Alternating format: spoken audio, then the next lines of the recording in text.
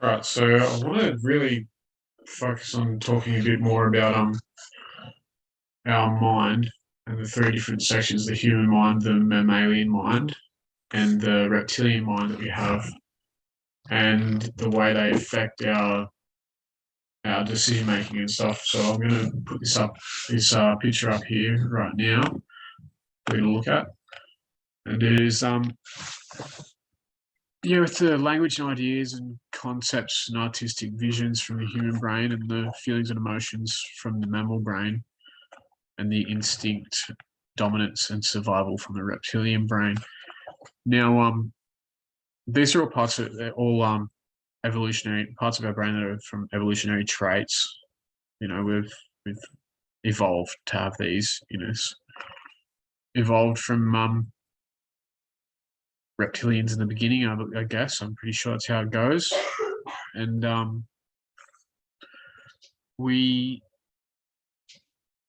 decision making revolves around is how we reply and decide on what we do is comes from each a choice from one of these different brains. That's the issue with what we're facing at the moment, is which brain we use to actually make the final decision, and which brain we're using to control our life. We're humans, but we can either choose to listen to our reptilian brain and be dickheads, cause shit, listen to our mammal brain and use emotions to deal with our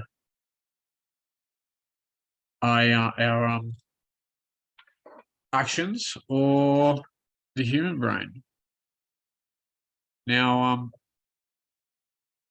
let's get into like the connection between the spirits that have passed and stuff with the past that have already been here, spirits of dinosaurs and all the animals that have already passed and stuff that are around us, like in every atom, and spirits. Now, they can speak to us through these brains, in a sense, and I've watched it. I will eventually try and show you examples as when I start to actually document my life and document them replying to what I'm thinking at the time and stuff, when I actually encounter them for you if I can. And I'm sure that there will be many people who can comment with experiences of having this happen. But let's talk about the channeling of art stuff from our brains. So we've got all our movies and art and are all it's all channeled information for us, all to teach us, to learn, for us, to help us in our evolution. But they're each from each different sector of our brain. So we've got stuff that comes from that's channeled through from our reptilian brain, some that's fucking channeled through to for each single section. There's we've got movies that focus on instinct and survival and dominance, and then other movies that speak of feelings and emotions. And these are the movies that help to teach us in a sense, in a way. But as to which brain wins in the end, kind of thing, which one is going which way. And fucking don't know where I was going with that, but yeah, this is a big thing, and how we really focus on these things really makes a difference. Like, I put up the post today saying some of the things we need to know that I've already been recording, and it's like, where is it here? As long as man does not recognize these forces within himself, he is just as much at their mercy as all the unconscious forces of life, which are directly in contact with all these creative forces and willy-nilly controlled by them. Only the human being who has attained the ability of self-recognition is able to rise in his consciousness above these forces. Instead of being at their mercy in an unconscious way, he is able to control them or transmit them into a transmuted and completely changed form.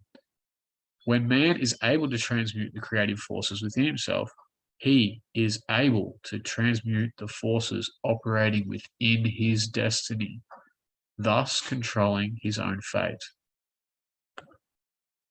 So, which one of these brains we use to make our decisions utterly decides our destiny. If we choose to use our reptilian mind, our destiny is not going to be good. We choose to use our mammalian mind, we're going to end up with love and stuff. And the mammalian mind and the human mind work really well together. The reptilian mind of that needs to be fading out. We don't need that anymore. Not so much anyway. It needs to for our evolution to continue as a species, we don't need that part anymore. But the main thing of that is we are all responsible for the legacy we leave. It can either be a great legacy of love and pride, or it can be a legacy of loathing and shame. How we live is a measurement of our talent, empathy, and self-discipline and strength. Now, love and pride, you can guess which brains they come from. Loathing and shame, you can guess which brain that comes from. It's up to you to make a decision how you react, and think before you react.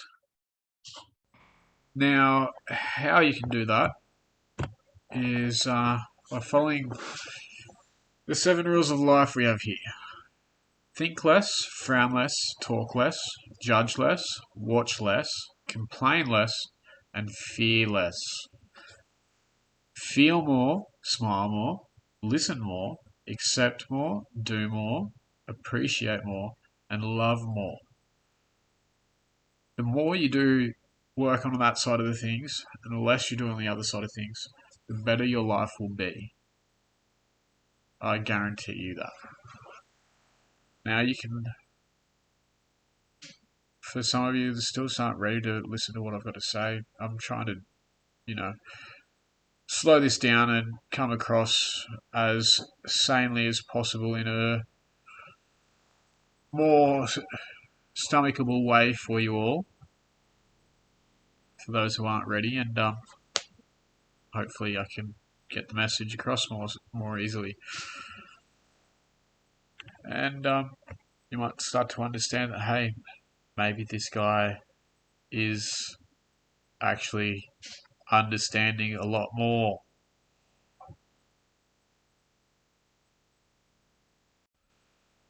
Now, I'm going to wrap this up and leave this nice and quickly. When you get to my stage and you know and understand the power of your ancestors, you fear no one, which is about where I'm at now, I think. But anyway, I'll leave you with a photo here. This is of photo that was sent to me from a friend years ago, taken on a beach with an old camera. So no Photoshop or anything, but shows you a clear spirit captured in the photo of one of my Indigenous ancestors, I guess, or all of our ancestors in this sense, because we are all one species.